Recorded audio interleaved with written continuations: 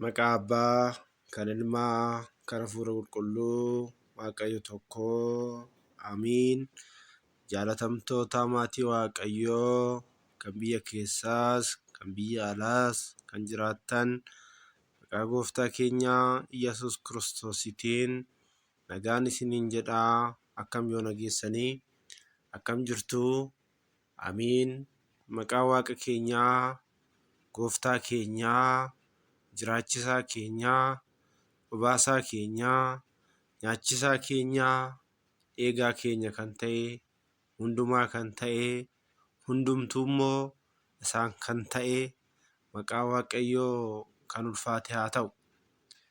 Maqaa Waaqayyoo waamnee maqaan haadha keenya Dubroo Maariyaam Birhaan Hafuutii kennaa Waaqayyo isheedhaa kenneen maqaan ishee kan ulfaate haa ta'u. Ergamoonni Waaqayyoo, toloonni, qulqulloonni hundumtuu addunyaa biyya lafaa kanarratti giraraa hedduu arganii garuu mootummaa ishee mootummaa bara baraa saniif jecha wareegamummaa qabsoora raawwatanii darban hunda isaaniitiifuu maqaan isaanii kan ulfaate haa ta'u. Maatii Waaqayyoo yeroo darbe waa'ee amantaa wajjin haasa'uu keenya in yaadattu. Viidiyoo darbe keessatti amantaan maalidhaa waan jedhu wajjin ilaallee bira dabarreerra. Waa'ee amantaa muraasa ishee erga ilaalleen boodatti mata duree biraatti dabarra waan ta'eef as keessatti obboleewwan keenya wanti hubachuu qabdan namoonni baay'een amantaan hin barbaachisuu warroota jedhan hedduu dhaga'aa jirra. Akkuma amantaan kan qabne amantaa namaa yookiin amantaan hin jiru akkuma jedhu akkaataa jecha uummata keenyatiin yoo ibsine isheen harree hin qabnee farda namaa tuffatti jedha Oromoon. Ofiifuu harree hin qabuu farda ni tuffataa jechuudha. Namni amantaa hin qabne amantaan maal akka ta'e hin beekne amantaan hin barbaachisuu amantii bichaatu barbaachisa warroonni jedhan uumamanii jiru jechuudha. Nuti immoo ijoolleen amantaa Ortodoks Tawaahidoo keessa jiraannu amantaan maal akka ta'e, amantii maal akka ta'e adda baafnee beekuun dirqama keenya ta'a jechuudha. Waaqayyoon jalqabuma yeroo addunyaa kanan uumu gaafa sanbata guddaa ergamoota uumee ergamoota jidduutti immoo maal ta'u akka ta'e yeroo darbe wajjin ilaallee ifti kennamteef ifti sun immoo dhugaa akka taate dhugaan kun immoo amantaa akka ta'e amantaan immoo daandii ilmoon namaatii fi Waaqayyoon itti wal qunnaman riqicha akka ta'e hubachuun dirqama ta'a jechuudha. Amantaan alatti Waaqayyoon arguun hin danda'amu. Amantaa keessa immoo amantiitu jira. Amantiin ala Waaqayyoon gammachiisuun hin danda'amu jedha kitaabni qulqulluun. Amantaa keessa jiraannee amantiidhaan immoo ni deddeebina. Amanuu fi amanamuudhaan immoo hojiitti ni jijjiirraa jechuudha. Amantii wajjin qabne akkuma duute namni amantaa keessa hin jiraanne kan du'eedha jechuudha.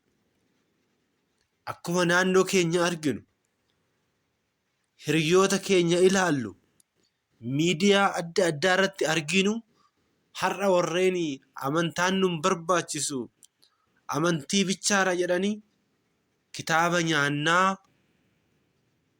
bishaan dhiiga taasifnaa ankaawuntii keessan irratti mallaqa isin galchinaa jechuudhaan uummata dogongorsiisaa akka jirani argaa jirra jechuudha. Kana maaltu fide gaafa jenne ilmoon namaa beekumsa ofiitiin ala bahee beekumsa kiyyaan bichaan deema. ilaalcha koo bichaan deema. Kennaa Waaqayyoon isaaf kenne isa fayyadamuu dhiisee ofii isaatiif yaada isaatiin oduudhaan waan ofii isaatiin maddisiisurraan rakkoon kun immoo waan kanarraan isa ga'ee jira jechuudha. Keessattuu warreen amantii Pirotestaantii keessa jirtan yeroo hammaa yeroon itti dhaabbattanii of ilaaltanidha jechuudha. Ortodoksii waan taataniif, Ortodoksii keessaa waan baataniif namni mootummaa Waaqayyoon dhaalu garuu dirqama daandii ishee jalqabaa san keessa jiraachuun dirqama ta'a jechuudha. Ishee keessa jiraatee amantiidhaan yoo deddeebi'e, waan Waaqayyoon isaan jedhe san yoo raawwate mootummaa Waaqayyoo dhaaluu danda'a jechuudha. Garuu amantii waa'ee fedhii foonii bichaa odeessitu, waa'ee biddeenii, waa'ee coomaa odeessitu yoo ta'e mootummaa Waaqayyootiif kan dhiyeessitu miti obboleewwan koo. Amantaan, ilaalchi amantaa waa'ee foonii kan haasa'uu miti. Kana jechuun koo foon nun barbaachisu jechuu miti. Yoo biyya lafaa kanarra jiraannutti lubbuun akka manaatti kan fayyadamtu foonidha. Yoo fooniin jiraate malee namni tokko jiraachuu hin danda'u. Boqate kan jennu namni tokko fooniin yoo du'eedha. Yoo foonii fi lubbuun adda baateedha. Kana jechuun namni amantaa keessaa yoo ba'e yookaan manni namni keessa hin jiraanne akkuma foolii garaagaraa argisiisu, namni amantaa keessa hin jirres ilaalchi isaa, gochi isaa marsaatu jibbisiisa ta'a jechuudha. Kan qulqulloonni keessatti hin argamne, kan wareegamtoonni keessatti hin argamne, kan haati gooftaa dubroo Maariyaam keessatti hin argamne jibbisiisadha jechuudha. Waaqayyoon dhugaadha. Lamas sadis taatanii isaa ol taatanii yoo na waammamtan ani jidduu keessanittan argama jedheera. Garuu kan ammoo kan goonu amantaa keessa yoo jiraannedha. Amantaa keessa gaafa jiraanne amantaan akka luugamaati. Luugama hin beektu natti fakkaata obboleewwan koo. Fakkeenyaaf farda, abbootiin keenya farda gaafa yaabbatan fardatti luugama godhu. Maaliif? Akka tasaa yoo fiige fardi sun luugama saniin qabu jechuudha. Namnis biyya lafaa kanarratti yoo jiraatu fedhii foonitiin gaggeeffamee cubbuu raawwachuu danda'a. Gaafa inni badiinsatti fiigu immoo amantaan qabdee deebifti jechuudha. Har'a mee ilaalaa. Iddoo garaagaraatti waan raawwatamaa jiru, waan ta'aa jiru. Ilmoon namaa fedhii foonii ofii gammachiisuudhaaf fiigaa jira malee lubbuu isaa gammachiisuudhaaf fiigaa hin jiru. Lubbuu keenya haa gammachiifnu. Isheen beelattee jirti haa nyaachifnu. Isheen dhoobattee jirti haa dhobaasnu. Har'a kanadha. Obboleessi obboleessa isaati irratti, obboleettiin obboleessa irratti, obboleessi obboleetti irratti, ilmi abbaa irratti, abbaan ilma irratti, ollaan ollaa irratti, biyyi biyya irratti kan ka'eef namni ilaalcha isaatiin deemuu waan jalqabeef. Israa'eloonni yeroo Waaqayyootti dhiyaatanitti, yeroo Waaqayyootti deebi'anitti diinni isaan hin argatuu ture. Gaafa isaan garuu Waaqayyo irraa fagaatan biyyoonni adda addaa itti dhufaniiti isaan mo'atuu turan. Ijoollee isaanii ajjeesuu turan. Horii isaanii hin saamuu turan. Gaafa isaan immoo Waaqayyootti deebi'an immoo diinni isaanii hin argatuu ture. Diinni keenya har'a seexanaadha. Seexanaaf bakka kennuu hin qabnu. Iddoo banuu hin qabnu. Ulaa keenya cufachuu qabna jechuudha. nuti dhuguma Waaqayyoon jaalanne yoo ta'e obboleessa keenya immoo nu bira jiru jaalachuu qabna jechuudha. Nuti dhuguma haadha keenya Maariyaamii hin jaalanne yoo ta'e ishee ilma ishee fuuldura dhaabattee al torbaa nan du'aa fi ijoollee ilmoo biyya lafaatiif mootummaa Waaqayyoo naaf dhaalchiti jetteef akkamitti jaalanna ree? Mikaa'el qulqulluun Mikaa'el ilmoo namaatiif yeroo bara dhumaa irratti dhaabbachuudhaaf yeroo inni dhufutti ilma namaatiif dhaabachuu dhufa. Akkamitti Mikaa'el hin jaalanna ree? Mikaa'el waan gaarii barbaada. Waan gaarii nurraa eega. Qulqulluun Gabri'eel, Anaaniyaa, Azaariyaa, Misaa'elin kan ibidda keessaa baase har'as nu eegaa jira. Gaafa nuti hammeenya raawwannu nu argaa jechuudha. Hammeenya raawwachuu hin qabnu. Hammeenya irraa fagaachuu qabna. Obboleessi obboleessa isaa jaalachuu qaba.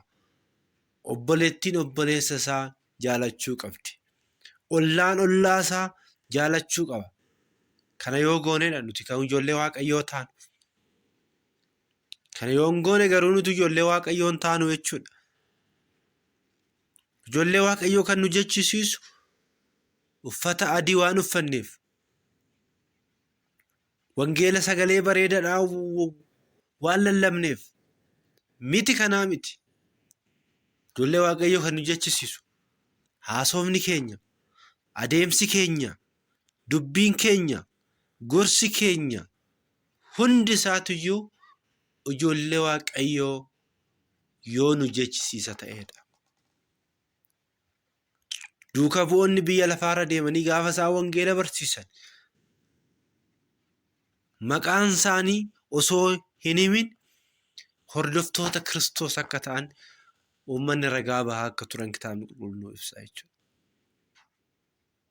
Isxifaanosiin hanga du'aatti kan geesse, qulqulluun Phaawulos hanga du'aatti kan ga'e, qulqulluun Phexros hanga wareegamuutti kan ga'e amantaa kanaafi jechuudha. Amantaan immoo dhugaadha jechuudha. Kanaaf yaa obboleewwan koo biyya keessas biyya alas yoo jiraannu waan barreessinu, waan dubbannu hunda irratti of eeggannoo taasisuun ammaadha jechuudha. Eenyuyyuu waan facaasee hammata. Qamadii facaasee garbuun hammatu namni. Har'a nuti addunyaa kanarratti hammeenya facaasaa, jibbiinsa facaasaa boru Waaqayyoodha waan arginu jechuudha. Mootummaa ishee bara baraa san eeggachuun hin danda'amu jechuudha. Of gowwoomsuu ta'a jechuudha. Obboleessa keenya yoo dandeenya karaa sirriitti deebisuudhaan barsiisudha. Yoo dadhabne immoo cim jechuudha. Jibbiinsa facaasuun, walitti bu'iinsa labsuun, obboleessa irratti kakaasuun, dhiiga obboleessaa jigsuun mootummaa Waaqayyoo nun dhaalchisiisu. Kan mootummaa Waaqayyoo nu dhaalchisiisu umrii Waaqayyo nuu kenne keessatti, umrii Waaqayyoon biyya lafaa kanarra jiraadhaa nuun jedhe irratti hojii gaarii yoo raawwannee darbinedha jechuudha. Umrii guddaa kam jiraannaaf wal jibbina? Mee yoo jiraanne waggaa meeqa jiraachuu barbaaddu mee amma isin? Amma feeta yoo jiraattan waggaa 100 dabartan. Garuu baay'een keenya walakkaa dabarreerra.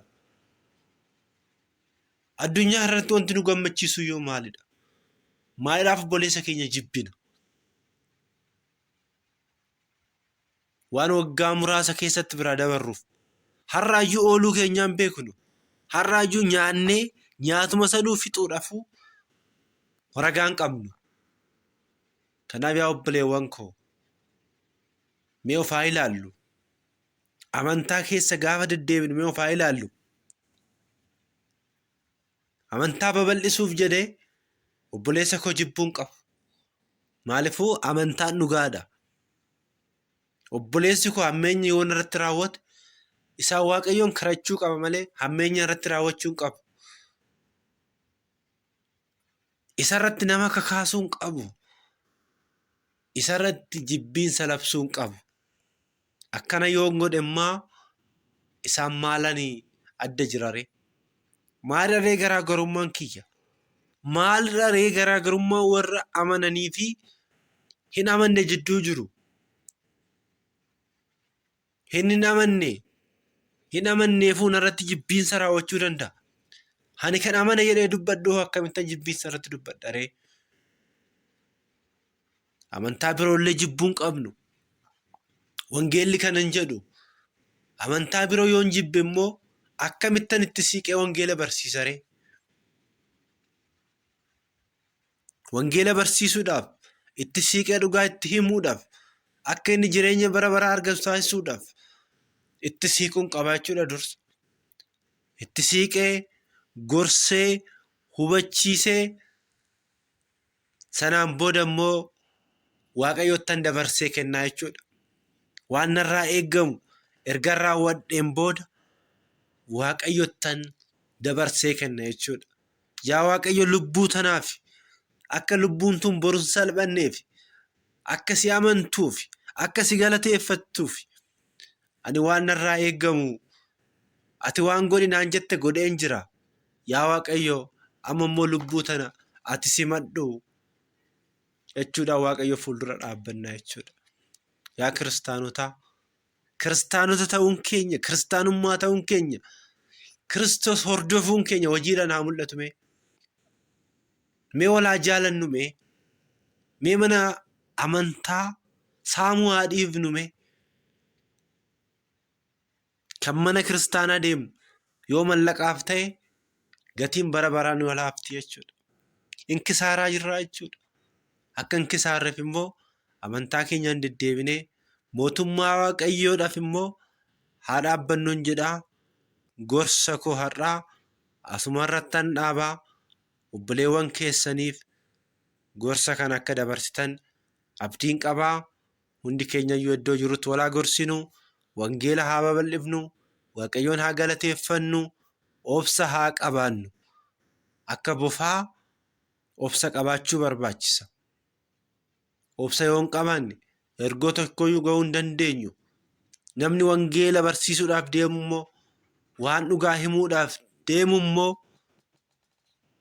inni sobaan guuttame, inni dharaan guuttame, kiyyoo adda addaa kiyyeessuun isaa hin oolu waan ta'eef nuti immoo obsaan bira darbuun hunda keenyarraa eegama waan ta'eef keessattuu ijoolleen baadiyyaa barattoonni sanbataa sirriitti cimuu akka qabdan adaraa guddaan isinirra akka jiru. Waldaalee adda addaatiin akka hin fudhatamne, waldaaleen adda addaa isin haa barsiisan, wangeela baradhaa. Amantaa miti garuu isaan. Kaayoon waldaa waan biraatii miti.